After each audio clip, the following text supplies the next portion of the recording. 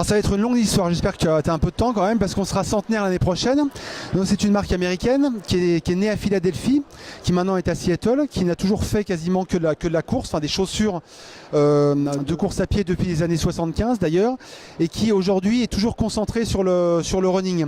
Donc ce qui est intéressant par rapport à ça, c'est que justement en se focalisant sur le running, ça permet, si tu veux, de répondre à tous les besoins de tout type de coureurs.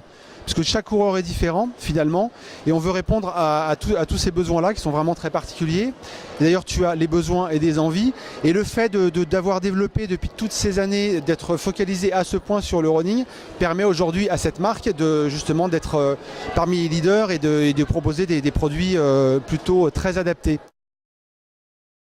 L'investissement, donc ça fait nous à peu près 10 ans, enfin ça fait 10 ans d'ailleurs, 100 ans Brooks aux US, 10 ans pour la France, donc on a tout eu à construire, on parle un petit peu plus loin on va dire, et c'est vrai que cet investissement se passe par le terrain évidemment, et pour pouvoir justement montrer et surtout faire essayer les produits, montrer la richesse de la gamme, de ce que représente la marque, et surtout les faire essayer.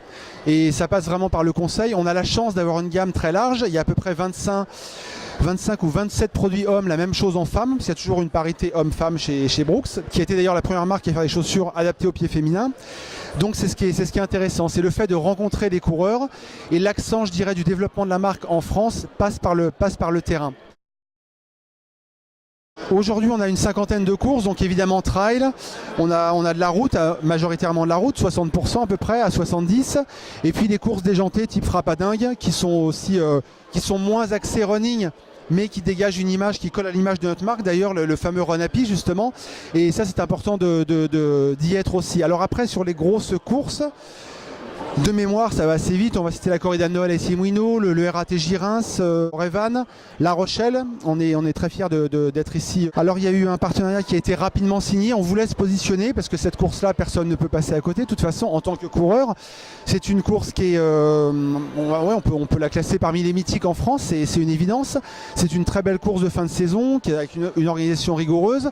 La Rochelle et le marathon sont des organisations très rigoureuses aussi en termes d'environnement, ce qui colle aussi à l'image de notre marque. On essaye toujours d'avoir des événements justement soit festifs, soit écologiques, comme le marathon, je vais le citer aussi celui-ci, parce qu'il faut que les courses collent aussi à l'image de la marque. On se repositionnera juste après, d'ici une semaine, et a priori on va repartir avec eux pour les trois prochaines années. On ne peut pas construire, oui c'est un scoop, ça, mais il ne faut pas le dire. Il est VO2, d'accord, il me semble, ça me dit quelque chose d'ailleurs. Si tu veux construire sur un an, c'est un petit peu dommage. Donc voilà, on apprend à se connaître sur cette année, même si La Rochelle, je le connais. On va le courir d'ailleurs demain en relais, et on espère y être présent pour les 3 prochaines années. Et je voudrais juste citer le semi-marathon de Lille aussi, qui est une très très belle course que l'on a depuis 4 ans maintenant. Voilà, et le Beaujolais qui est ce même week-end. Donc voilà, on essaie de cibler des très belles épreuves. Il est comme toute marque finalement, après ça dépend des opportunités, il est évidemment important de se retrouver aux 4 coins de la France.